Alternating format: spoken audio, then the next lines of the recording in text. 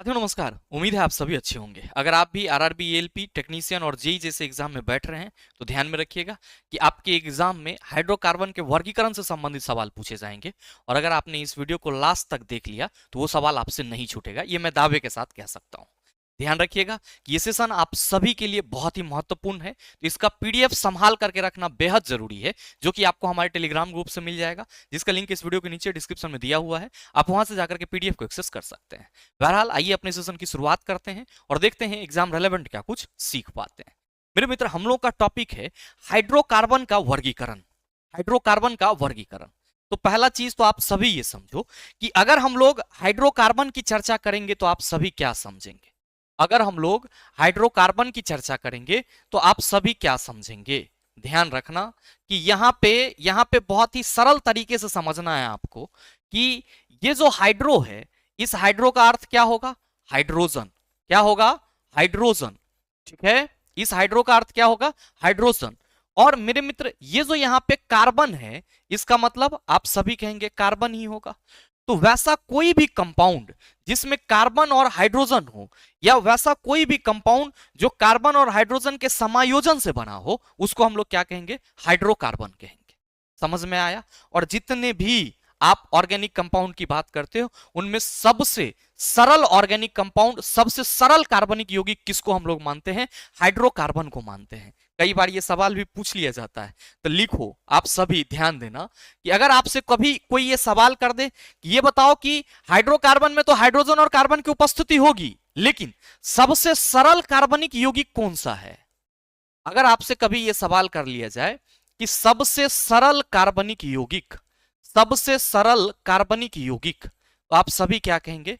Sir जी, सबसे सरल कार्बनिक यौगिक हाइड्रोकार्बन होगा। क्या होगा? हाइड्रोकार्बन होगा।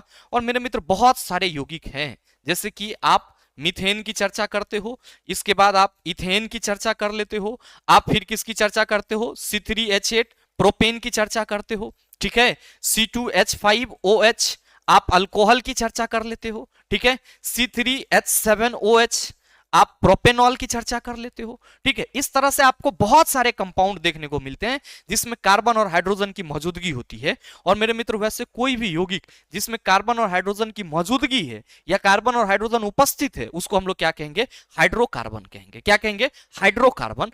और ये जो हाइड्रोकार्बन है, ये क्या है? आप सभी कहेंगे सर, सबसे सरल कार्बनिक यौगिक है। अब मेरे मित्र, जब भी हमारे एग्जाम में एल्केन, एल्कीन और एल्काइन से संबंधित सवाल पूछे जाते हैं तो हम लोग तो बड़ा आसानी से टैकल कर लेते हैं। लेकिन जैसे ही सवाल पूछ लिया जाता है कि निम्न में से एलिफेटिक कंपाउंड है, निम्न में से एलिसाइक्लिक कंपाउंड है, निम्न में से एरोमेटिक कंपाउंड है, तो मामला फंसता हुआ नजर आता है। लेकिन इस सेशन के बाद से मामला फंसता हुआ नजर नहीं आएगा। आप सभी ये ध्यान में रखना कि ये जो हाइड्रोकार्बन, जो कि सबसे सिंपल ऑर्गेनिक कंपाउंड है, इसको हम लोग तीन कैटेगरी में डिवाइड करते हैं। जो आपका सबसे सिंपल ऑर्गेनिक कंपाउंड हाइड्रोकार्बन है, इसको हम लोग कितने कैटेगरीज में डिवाइड करते हैं? तीन कैटेगरीज में डिवाइड करते हैं। सर, कौन कौन सा है तीन कैटेगरीज? तो ध्यान में रखेंगे कि अगर हम लोग हाइड्रोकार्बन के वर्गीकरण की बात करेंगे तो ये फ्लो चार्ट आपके माइंड में होना चाहिए, और इसी फ्लो चार्ट से आपका काम बन जाएगा। जितने भी क्वेश्चन पूछे जाएंगे उसको आप हल कर लेंगे। कहेंगे सर इसमें क्या है? मेरे मित्र, इसमें है, अभी तो इसमें नमक, मिर्च और मसाला देना बाकी है, जो आपके एग्जाम के लिए उपयोगी है। मेरे मित्र, मैंने आपको बोला कि हाइड्रोकार्बन को हम लोग तीन ग्रुप में डिवाइड करते हैं। कितने ग्रुप में? तीन ग्रुप में डिवाइड करते हैं, जिसमें पहला क्या होता है? एलिफेटिक। पहला क्या होता है? Aliphatic organic compound. दूसरा क्या होता है? Alicyclic organic compound. और तीसरा क्या होता है? Sir, aromatic hydrocarbon. तो आप ये ऑर्गेनिक कंपाउंड कह लो या हाइड्रोकार्बन कह लो, बात एक ही है जब हम लोग ऑर्गेनिक केमिस्ट्री में आते हैं। तो आप ये कह सकते हैं कि गुरुजी, हाइड्रोकार्बन को तीन श्रेणी में डिवाइड करेंगे: aliphatic hydrocarbon, alicyclic hydrocarbon, aromatic hydrocarbon. ठीक है, एलिफेटिक, एलिसाइक्लिक और एरोमेटिक। अब सवाल यहां पे है कि गुरुजी, ये एलिफेटिक ऑर्गेनिक कंपाउंड या हाइड्रोकार्बन क्या होता है? तो आप सभी ध्यान में रखना कि खुली श्रृंखला वाले संतृप्त अथवा असंतृप्त हाइड्रोकार्बन को हम लोग क्या कहते हैं? एलिफेटिक, एलिफेटिक हाइड्रोकार्बन कहते हैं। तो मेरे मित्र, मैं यहां पे सीधे लिख दे रहा हूं, इतना ही आपको ध्यान में रखना है। क्या आप सभी याद रखेंगे कि खुली श्रृंखला वाले, खुली श्रृंखला वाले, खुली श्रृंखला वाले, ठीक है, खुली श्रृंखला वाले संतृप्त अथवा असंतृप्त हाइड्रोकार्बन, खुली श्रृंखला वाले संतृप्त अथवा असंतृप्त हाइड्रोकार्बन क्या कहलाएगा? आप कहेंगे एलिफेटिक हाइड्रोकार्बन कहलाएगा। मामला समझ में आया या नहीं आया? खुली श्रृंखला वाला, जैसे कि मेरे मित्र हम लोग बात करते हैं CH4 की, किसकी बात कर रहे हैं? CH4 की। तो इसमें तो आप कहेंगे सर एक ही कार्बन होगा, तो इसके साथ हाइड्रोजन कुछ इस तरीके से आ जाएगा। हम बात कर ले C2H6 की, आप सभी कहेंगे गुरुजी इसमें कुछ इस तरीके से हाइड्रोजन सेट होगा। तो मेरे मित्र इस तरह की जो श्रृंखला वाली संतृप्त अथवा असंतृप्त हाइड्रोकार्बन होगी उसको हम लोग किस श्रेणी में रखेंगे? एलिफेटिक के श्रेणी में रखेंगे। तो अभी से ये कंठाग्र कर लेना है कि खुली श्रृंखला वाले संतृप्त अथवा असंतृप्त हाइड्रोकार्बन क्या कहलाता है? आप कहेंगे एलिफेटिक, एलिफेटिक हाइड्रोकार्बन कहलाता है। अब मेरे मित्र ध्यान दो कि अगला जो आपका कंपाउंड, अभी ध्यान मत देना इस पे, एल्केन एल्काइन एल्काइन पे, एल्केन एल्कीन एल्काइन पे ध्यान मत देना, इसको रट रहे हो। मामला समझो पहले कि सवाल इससे भी पूछे जा रहे हैं। अभी रिसेंटली ग्रुप डी में पूछा गया था कि निम्न में से एलिफेटिक हाइड्रोकार्बन है। अब बच्चा परेशान है, हम लोग तो एल्केन एल्कीन एल्काइन पढ़े थे, ये एलिफेटिक कौन दुनिया से आ गया? मेरे मित्र किसी दुनिया से आया है नहीं, ये यहाँ पे आपको चीजें करनी होती है कि एलिफेटिक हाइड्रोकार्बन जो है वो एक्चुअल में खुली श्रृंखला वाले संतृप्त अथवा असंतृप्त हाइड्रोकार्बन होते हैं। अब मेरे मित्र यहाँ पे हम बात किसकी करें? एलिसाइक्लिक। एलिसाइक्लिक देखो नाम से ही स्पष्ट है, एलिसाइक्लिक। तो ये जो कंपाउंड होते हैं ये क्या होते हैं? बंद संरचना वाले कंपाउंड होते हैं। और इसकी संरचना आपको कैसी दिखेगी? साइकिल है, यानी कि चक्र जैसा दिखेगी। ठीक है, अब अगर आप एलिसाइक्लिक कंपाउंड की बात करोगे तो इसके अंतर्गत कौन कौन आ जाएगा? गौर फरमाना, इसके अंतर्गत कौन कौन आ जाएगा? तो मेरे मित्र एलिसाइक्लिक कंपाउंड की अगर आप बात करोगे तो साइक्लोप्रोपेन का नाम रख सकते हो, साइक्लोप्रोपेन का नाम रख सकते हो सर, साइक्लोब्यूटेन का नाम रख सकते हो, साइक्लोब्यूटेन। ठीक है, फिर आप साइक्लोहेक्सेन कह सकते हो। क्या कह सकते हो? साइक्लोहेक्सेन कह सकते हो। ठीक है, जिसका आप फॉर्मूला कैसे लिखते हो? C6H12। अब ये जो साइक्लोब्यूटेन है इसका फॉर्मूला क्या हो जाएगा? तो सर C4H8। और ये जो साइक्लोप्रोपेन है इसका फॉर्मूला क्या हो जाएगा? C3H6। तो मेरे मित्र ये जो आपको कोई भी ऑर्गेनिक कंपाउंड मिलता है जिसके पीछे साइक्लो लगा हुआ रहता है वो क्या है? आप कहेंगे सर एलिसाइक्लिक हाइड्रोकार्बन है। क्या है? एलिसाइक्लिक हाइड्रोकार्बन है। इसमें जो कार्बन की संरचना होती है, इसमें जो कार्बन की संरचना होती है वो क्या होती है? अलग अलग शेप में होती है लेकिन बंद होती है। ध्यान से समझना कि ये जो आपका C3H6 साइक्लोप्रोपेन है, C3H6 साइक्लोप्रोपेन है, तो मेरे मित्र आप सभी कहेंगे कि गुरुजी इसके साथ जब भी हाइड्रोजन जुटेगा तो कुछ इसी तरीके का जुटेगा। अब इन तीनों के साथ क्या होगा? आप सभी कहेंगे कि इन तीनों के साथ दो दो हाइड्रोजन इस तरीके से जुटेगा, दो दो हाइड्रोजन इस तरीके से जुटेगा। तो देखो ना, ये हो गया, ये हो गया C3H6। अब साइक्लोब्यूटेन है तो मेरे मित्र इसके साथ चार कंपाउंड इस तरीके से जुटेगा। ध्यान देना कि ये एग्जैक्टली आपका क्या होगा कि सर एग्जैक्टली ये रिंग वाली संरचना नहीं बनाएगी, लेकिन ये क्या होगी सर? बंद संरचना जैसी होगी।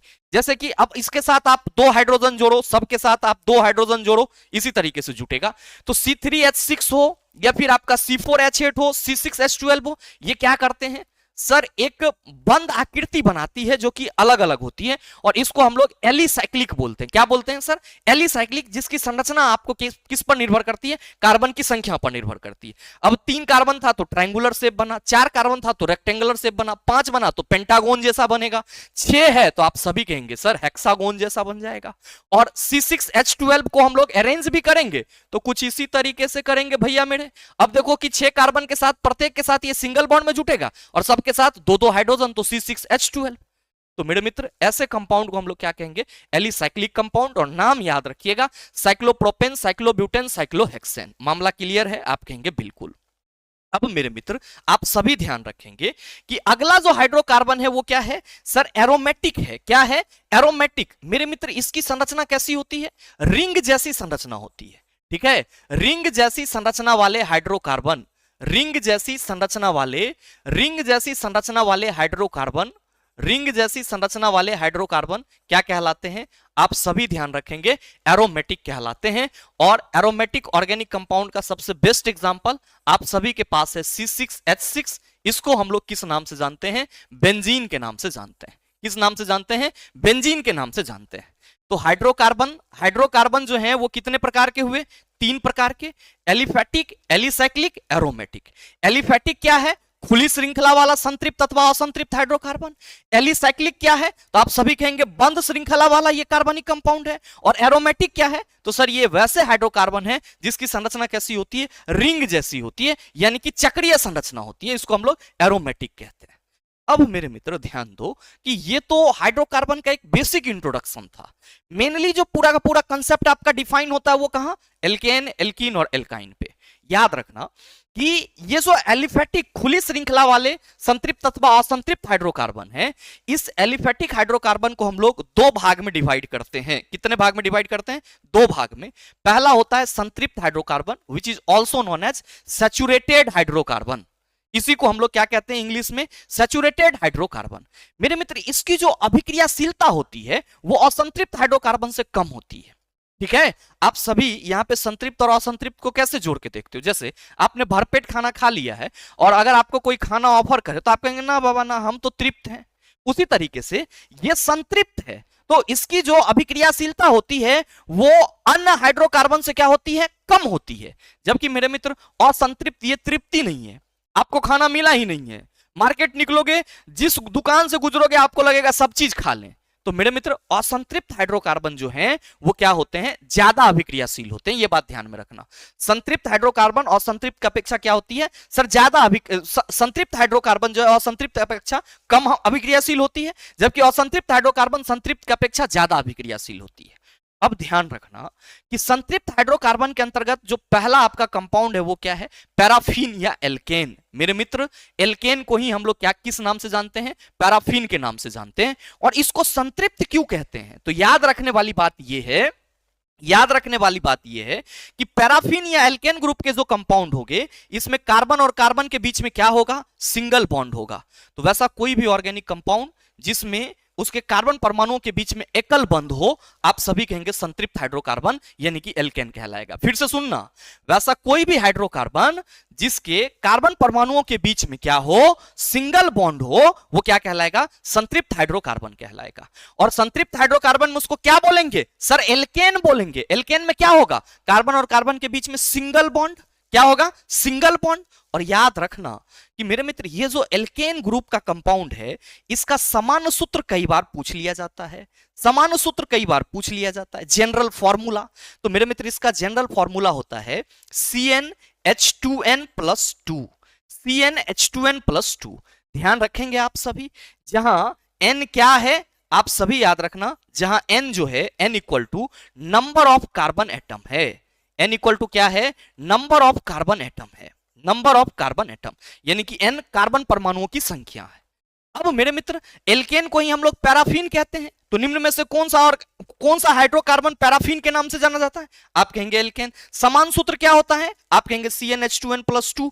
n क्या है, नंबर ऑफ कार्बन एटम।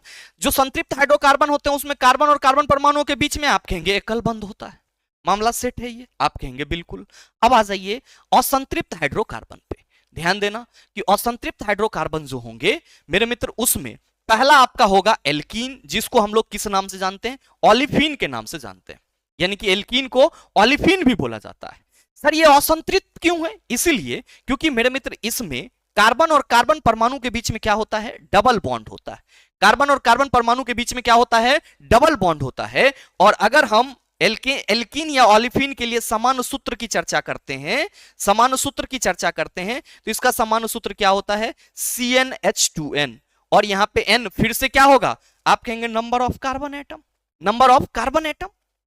मेरे मित्र ध्यान रखना कि एल्कीन ग्रुप के जो कंपाउंड होंगे या ओलिफिन ग्रुप के जो कंपाउंड होंगे इसमें कार्बन और कार्बन के बीच में क्या होगा, डबल बॉन्ड होगा। अब इसी का असंतृप्त हाइड्रोकार्बन का ही दूसरा प्रकार है आपका एल्काइन, जिसको हम लोग क्या कहते हैं सर, एसिटिलीन भी कहते हैं। तो निम्नलिखित में से किस ग्रुप को एसिटिलीन के नाम से जाना जाता है, आप कहेंगे एल्काइन ग्रुप को एसिटिलीन के नाम से जाना जाता है। अब एल्काइन ग्रुप के जो कंपाउंड होते हैं इसमें कार्बन और कार्बन के बीच में क्या होता है, ट्रिपल बॉन्ड होता है। क्या होता है, ट्रिपल बॉन्ड होता है। और मेरे मित्र इसके लिए समान सूत्र हम लोग क्या लिखते हैं, तो याद रखना इसके लिए समान सूत्र हम लोग CnH2n-2 लिखते हैं। क्या लिखते हैं, CnH2n-2 लिखते हैं। और फिर n क्या है यहां पे, नंबर ऑफ कार्बन एटम। तो मेरे मित्र जो संतृप्त हाइड्रोकार्बन है उसमें कार्बन और कार्बन के बीच में क्या है सर, सिंगल बॉन्ड है, और संतृप्त हाइड्रोकार्बन के बीच में क्या है, डबल और ट्रिपल बॉन्ड है, जो कि एल्कीन और एल्काइन के रूप में क्या हो रहे हैं सर, परिभाषित हो रहे हैं। तो आप सबों को याद रखना है कि सिंगल बॉन्ड वाले जो कार्बन परमाणु होंगे या हाइड्रोकार्बन होंगे वो संतृप्त होगा, डबल या ट्रिपल बॉन्ड वाला जो हाइड्रोकार्बन होगा वो क्या होगा, आप कहेंगे असंतृप्त हाइड्रोकार्बन होगा। अब सवाल यहां पे ये है कि गुरुजी आपने यहां पे ये समान सूत्र बताया CnH2n+2, यहां पे फिर बताया CnH2n, यहां पे फिर आपने बताया CnH2n-2, तो इसका यूज कहां पे होता है मेरे मित्र, एल्केन ग्रुप के कंपाउंड को लिखने में, एल्कीन ग्रुप के कंपाउंड को लिखने में, एल्काइन ग्रुप के कंपाउंड को लिखने में। आप कहेंगे कैसे, तो ध्यान रखना, इसके लिए आपको बस एक चीज ध्यान में रखना है, और वो क्या है, तो आप सभी याद रखेंगे कि अगर कार्बन की संख्या, यहां पे मैं कार्बन की संख्या लिख रहा हूं, कार्बन की संख्या, ठीक है, और इधर नाम लिख रहा हूं, ग्रीक नाम इसको हम लोग कहते हैं, ग्रीक नाम। कार्बन की संख्या 1 है तो इसको हम लोग क्या पढ़ेंगे, मेथ, क्या पढ़ेंगे, मेथ। कार्बन की संख्या 2 है तो इसको हम लोग क्या पढ़ेंगे, एथ, क्या पढ़ेंगे, एथ। कार्बन की संख्या अगर 3 है, चला, कार्बन की संख्या 3 है तो इसको हम क्या पढ़ेंगे, प्रोप, क्या पढ़ेंगे, प्रोप। कार्बन की संख्या 4 है तो इसको हम लोग ब्यूट पढ़ेंगे। कार्बन की संख्या 5 है तो इसको हम लोग पेंट पढ़ेंगे। कार्बन की संख्या 6 है तो इसको हम लोग क्या पढ़ेंगे, हेक्स पढ़ेंगे। और कार्बन की संख्या 7 है तो इसको हम लोग क्या पढ़ेंगे, हेप्ट पढ़ेंगे। और कार्बन की संख्या 8 है तो इसको हम लोग क्या पढ़ेंगे, ऑक्ट पढ़ेंगे, ठीक है। कार्बन की संख्या 9 है तो इसको हम लोग नोन पढ़ेंगे, और कार्बन की संख्या 10 है तो इसको हम लोग डेक पढ़ेंगे ग्रीक भाषा में। बस यही चीज आपको ध्यान रखना है और यही मामला सेट करेगा, क्या कि कार्बन परमाणु की संख्या अगर हम लोग ग्रीक में देखेंगे तो एक कार्बन के लिए मैथ का इस्तेमाल करते हैं, 2 के लिए एथ, 3 के लिए प्रोप, 4 के लिए ब्यूट, 5 के लिए पेंट, 6 के लिए हेक्स, 7 के लिए हेप्ट, 8 के लिए ऑक्ट, और इसी तरीके से आगे 9 के लिए नॉन, 10 के लिए आप कहेंगे डेक।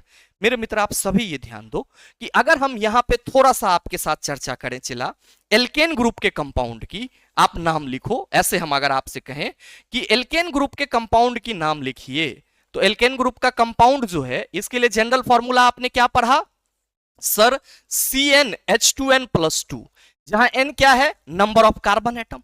तो एल्केन ग्रुप के कंपाउंड के लिए अगर हम कार्बन की संख्या 1 ले रहे हैं, चला, तो पहला कंपाउंड क्या होगा, तो आप सभी कहेंगे CnH2n में सर हमारा n जो है वो 1 होगा, तो n1 को तो लिखेंगे नहीं, तो हम लोग CH2 इंटू n के जगह 1+2, ये क्या हो गया, आप सभी कहेंगे CH4।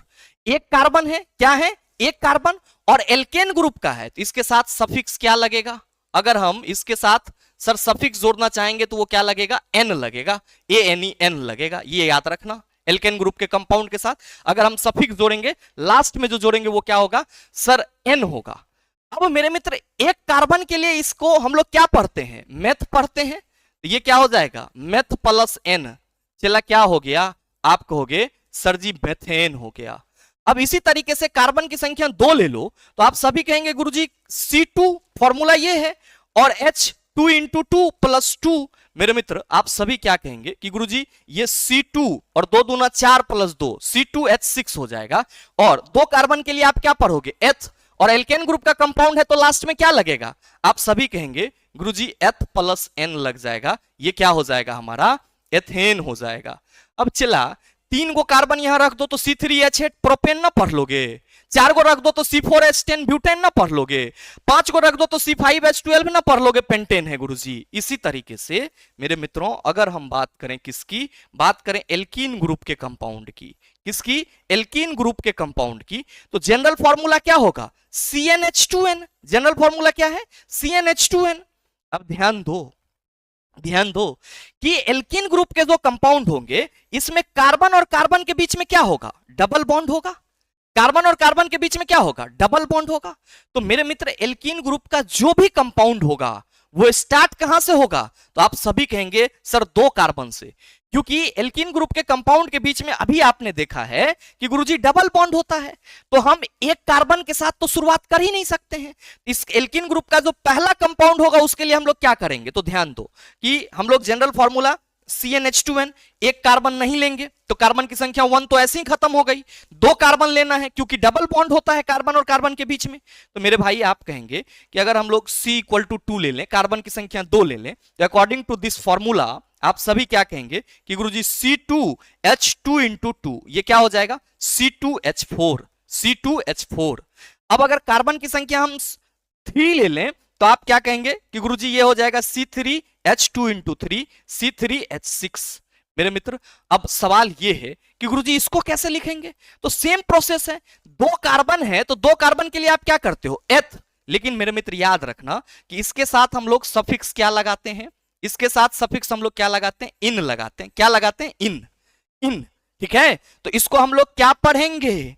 इसको हम लोग एथीन पढ़ेंगे। क्या पढ़ेंगे? एथीन, एथ प्लस इन, एथीन।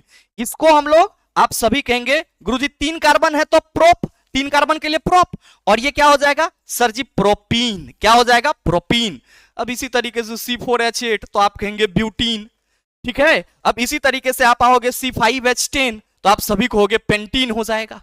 तो नाम लिखना तो अपने हाथ में है और मुझे उम्मीद है कि आप सीख भी रहे होंगे। अब लास्ट बार चर्चा कर लीजिए, किसकी चर्चा करेंगे सर? चर्चा करेंगे हम लोग, चर्चा करेंगे हम लोग किसकी सर? एल्कीन की। किसकी चर्चा करते हैं?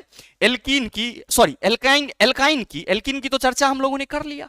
एल्काइन को ही हम लोग क्या कहते हैं? आप कहेंगे सर एसिटिलीन कहते हैं। तो देखो भाई मेरे कि एल्काइन का जनरल फॉर्मूला CnH2n-2 आप सभी ने सीखा है। याद रखना कि इसके लिए सफिक्स हम लोग क्या जोड़ेंगे? संगत एल्केन में आइन जोड़ेंगे। क्या जोड़ेंगे? आइन, YNU, आइन जोड़ेंगे। ये चीज ध्यान में रखना लास्ट में जो जुड़ेगा। अब भाई मेरे एल्काइन ग्रुप के जो कंपाउंड होंगे इसमें कार्बन और कार्बन के बीच में क्या होगा? आप कहेंगे गुरुजी ट्रिपल बॉन्ड बनेगा। कार्बन और कार्बन के बीच में ट्रिपल बॉन्ड। तो ये मत समझना कि इसके लिए हम पहला अगर इसका फॉर्मूला बना रहे हैं तो कार्बन की संख्या 1 होगी, बिल्कुल नहीं। क्योंकि एल्कीन और एल्काइन में डबल बॉन्ड और ट्रिपल बॉन्ड होता है कार्बन परमाणु के बीच में, तो एक कार्बन के साथ इसका यौगिक कोई भी होगा ये सवाल ही नहीं उठता है। जब भी होगा तो 2 कार्बन के साथ होगा। तो मेरे मित्रों अगर हम लोग यहां पे C इक्वल टू 2 ले लें, ठीक है, कार्बन की संख्या, ठीक है, कितना ले लें? 2 ले लें, तो आप सभी कहेंगे फॉर्मूला से सर C2H2 इंटू 2, क्योंकि N जो है वो नंबर ऑफ कार्बन एटम है, -2, तो ये हो जाएगा C2, 4 2 दूना 4 -2, C2H2, C2H2। Number of carbon कितना? 2। नंबर ऑफ कार्बन कितना? 2। 2 कार्बन के लिए क्या यूज करेंगे? एथ। और क्या मैंने बोला सर इसके साथ आइन लगा देना है, ये क्या हो जाएगा? आप कहेंगे सर एथाइन हो जाएगा। क्या हो जाएगा? एथाइन हो जाएगा, ठीक है। अब कई सारे छात्र गलती करते हैं, एग्जामिनर आपसे सवाल पूछता है कि निम्न में से एल्कीन ग्रुप का पहला कंपाउंड है, लिखल रहेगा मेथीन, मार दिया, ठीक है, सही है, गलत हो जाएगा। एल्कीन और एल्काइन कभी भी सिंगल कार्बन के साथ कंपाउंड बना ही नहीं सकता है, क्योंकि जब भी एल्कीन और एल्काइन बनेगा तो डबल और ट्रिपल बॉन्ड की जरूरत होगी और हमें 2 कार्बन हमेशा चाहिए होगा। तो ये बात ध्यान में रखना है। अब मेरे मित्र इसी तरीके से अगर आप नंबर ऑफ कार्बन 3 कर दो तो यहां पे आप कहेंगे C सर जी C3 हो जाएगा, H2 इंटू 3 -2। अब देखो C3 3 दूना 6 -2 C3H4, ये क्या होगा? आप सभी कहेंगे 3 कार्बन के लिए प्रोप, और सर आइन लगा देंगे, ये क्या हो गया हमारा? प्रोपाइन हो गया। मेरे भाई यकीन मानिए कि अगर आपको ये वाला टर्म और ये जनरल फॉर्मूला का यूज करके सर कंपाउंड बनाने आ रहा है तो आपके आगामी परीक्षा में हर एक शिफ्ट में सर इससे संबंधित सवाल पूछे जाएंगे। कभी इसके बॉन्ड से संबंधित सवाल होगा, कभी संतृप्त और असंतृप्त को लेकर के होगा, कभी एलिसाइक्लिक को लेकर के होगा, कभी एरोमेटिक को लेकर के होगा, लेकिन सवाल निश्चित होगा। और मुझे उम्मीद है कि अब आपको इस पूरे कंसेप्ट में से कहीं से भी सवाल दे दिया जाए आप उसका जवाब आसानी से दे सकते हैं।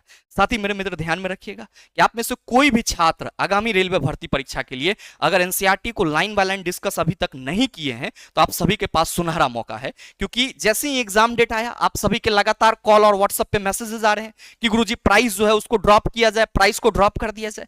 तो मेरे मित्र NCERT 9th and 10th master solution की जो अपनी बैच है उसकी प्राइस को मैंने सर ओनली 299 कर दिया है और ये batch the logical science application पर अवेलेबल है।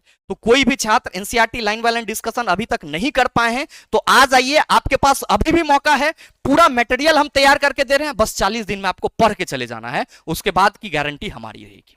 अगर आप में से कोई भी छात्र हमारे साथ जुड़ करके चैप्टर वाइज प्रैक्टिस करना चाह रहे हैं फिजिक्स केमिस्ट्री बायोलॉजी के अपडेटेड क्वेश्चन का, तो आप सभी का स्वागत रहेगा द लॉजिकल साइंस एप्लीकेशन पर रेलवे सारथी बैच में। और ये बैच भी अभी केवल और केवल आप 199 में इनरोल कर सकते हैं। और आप में से कोई भी वैसे छात्र जो चाहते हैं थ्योरी और प्रैक्टिस दोनों करें, तो मिशन सिलेक्शन आपका इंतजार कर रहा है, जहां पे हम आपको NCERT 9th and 10th master solution की कंप्लीट लेक्चर तो देंगे ही देंगे, साथ में मेरे मित्र चैप्टर वाइज प्रैक्टिस भी आप सबों के लिए अवेलेबल होगा। और ध्यान में रखिएगा ये बैच भी अभी केवल और केवल आप सबों की सुविधा के लिए 399 में उपलब्ध है। मेरे मित्र बैच से संबंधित किसी भी तरह की जानकारी के लिए इस दिए गए नंबर पे कॉल या व्हाट्सएप कर सकते हैं। साथ ही उम्मीद करेंगे कि ये छोटा सा वीडियो आप सबों के लिए उपयोगी रहा होगा। अगर आपके लिए उपयोगी है तो वीडियो को लाइक कीजिएगा, ज्यादा से ज्यादा अपने दोस्तों के साथ शेयर कीजिएगा, और अगर आप चैनल पर नए हैं तो सब्सक्राइब करके बेल आइकन दबा लीजिएगा, ताकि इस तरह के एग्जाम रेलेवेंट वीडियो का नोटिफिकेशन सबसे पहले आपके पास पहुंचे और आप उसको सबसे पहले देख पाओ। मिलते हैं फिर अगले सेशन में, तब तक के लिए best of luck, thank you, have a nice day.